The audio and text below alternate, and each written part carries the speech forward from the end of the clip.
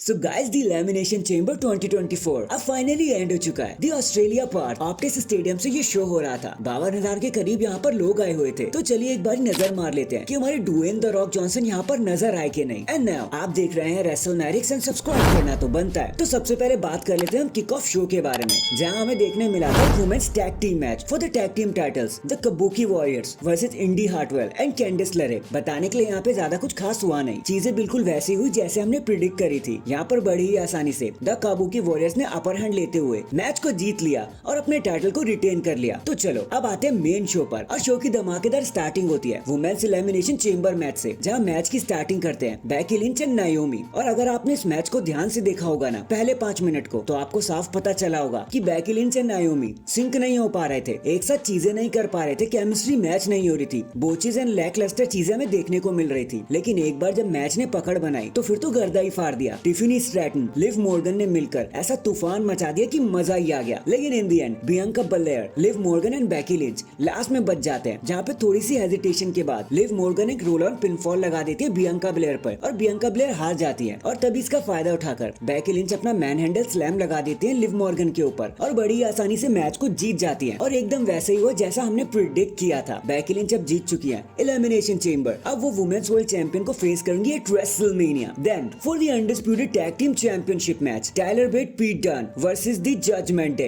अब not only ये match this is awesome की चांस ले गया 5 मिनट के अंदर ही, लेकिन यहाँ पे बहुत सारी अमेजिंग चीजें भी हुई। मैच काफी अच्छा था, और डॉम को तो देख भी लिया रेफरी ने कि बेटा चीटिंग कैसे कर रहे हो, और उनको तुरंत रिंग से भगा दिया। क्योंकि आपको पता है डोमिनिक मिस्टीरियो को कितना हेट करती है पब्लिक, उनको तो बोलने भी नहीं देती। लेकिन फिर भी डोमिनिक मिस्टीरियो के चले जाने से कुछ भी फायदा नहीं हो पाया टायलर बेट और पीट डन का, क्योंकि जजमेंट डे बहुत स्ट्रॉन्ग निकल कर आई, कूप डे ग्रास लगाया और मैच को जीत लिया, और एक बारी फिर से अपने टाइटल को रिटेन कर लिया, और एक बारी फिर से हमारी प्रेडिक्शन सही होती हुई नजर आई। इसके बाद हमें the Grayson Waller effect show देखने को मिलता है, जिसका हम सभी को बेसब्री से इंतजार था, क्योंकि हमको ऐसे लग रहा था कि यहाँ पे द रॉक भी आ सकते हैं। तो ग्रेसन वॉलर रिंग में आते हैं, पहले तो वो शो ही करते हैं अपने दोस्तों के साथ, फिर उसके बाद वो हमारे guest Seth Rollins and Cody Rhodes को इंट्रोड्यूस करते हैं। दोनों रिंग के अंदर आते हैं, लेकिन आज तो ऑस्ट्रेलिया ने मजा ही डाल दिया था भैया, क्योंकि कोडी रोड्स का थीम वायर टू वायर गाया उन्होंने, पूरा सॉन्ग गाया, मजा आ गया वो देखकर। फिर मैं आपको सीधा मुद्दे पर ले चलता हूँ। देखो पहले तो सेथ रॉलिंस ने कहा कोडी रोड्स आपको ब्लड लाइन के खिलाफ अकेले लड़ने की जरूरत नहीं है,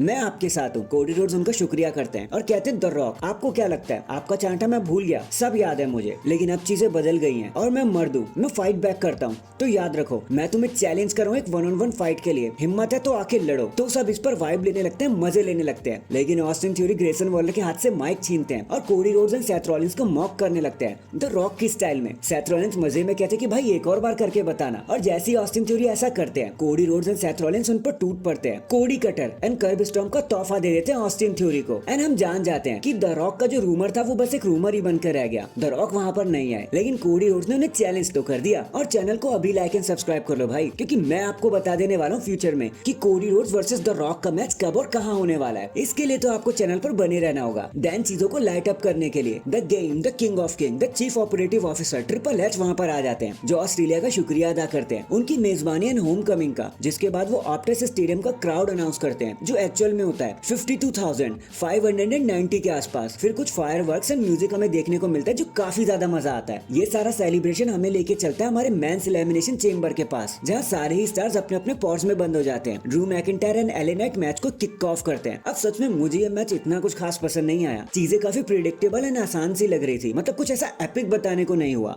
लेकिन हाँ मैच के बीच में ना एज स्टाइल आ जाता है पता नहीं कहाँ से, और वो एले नाइट पर अटैक करने लगते हैं चेयर से, 1 2 3 4 जितना मन के सारी स्टील चेयर मारकर वहां से निकल जाते हैं, जिसके चलते एले नाइट को मैच से एलिमिनेट भी हो जाना पड़ता है। लेकिन in the and Logan Paul एक बारी फिर से ब्रास नकल पहन लेते हैं हाथ में और दिखाते हैं कि अब मैं सबको घूंसे मारूंगा। लेकिन रेंडी ऑर्टन ने रोकते हुए आरकेओ लगा देते हैं और लोगन पॉल को एलिमिनेट ही कर देते हैं। लेकिन उसके बाद रेंडी ऑर्टन तुरंत ड्रू मैकिंटायर को भी आरकेओ लगा देते हैं कि भाई बस अब मैं जीत ही गया। और हमें ऐसा लग भी रहा था अगर लोगन पॉल आकर एक ब्रास नकल से पंच नहीं लगा देते थे रेंडी ऑर्टन को। रेंडी ऑर्टन इसके बाद नॉकआउट हो जाते हैं। लोगन पॉल ने अपना बदला ले लिया होता है और ड्रू मैकिंटायर रेंडी ऑर्टन को पिन करके इस मैच को जीत जाते हैं। एंड अनफॉर्चुनेटली एक बारी फिर से ड्रू मैकिंटायर फेस करने वाले सेथ रॉलिंस को for the world heavyweight championship eight WrestleMania, जो कि नाइट 1 का मेन इवेंट भी होगा। #बमर इन दी एंड ये सारी चीजें लीड करती है हमें हमारे मेन इवेंट की तरफ, जहाँ the home town girl Riya replay अपने वर्ल्ड टाइटल को डिफेंड कर रही थी अगेंस्ट नाया जैक्स। और यार क्या ही मार दिया उन्होंने रिया रिप्ली को, मतलब एक तरफा ही डोमिनेट कर दिया। स्टार्टिंग के लिए तो रिया रिप्ली को कुछ करने ही नहीं दिया उन्होंने। नाया जैक्स ने उन्हें टेबल पे पटका,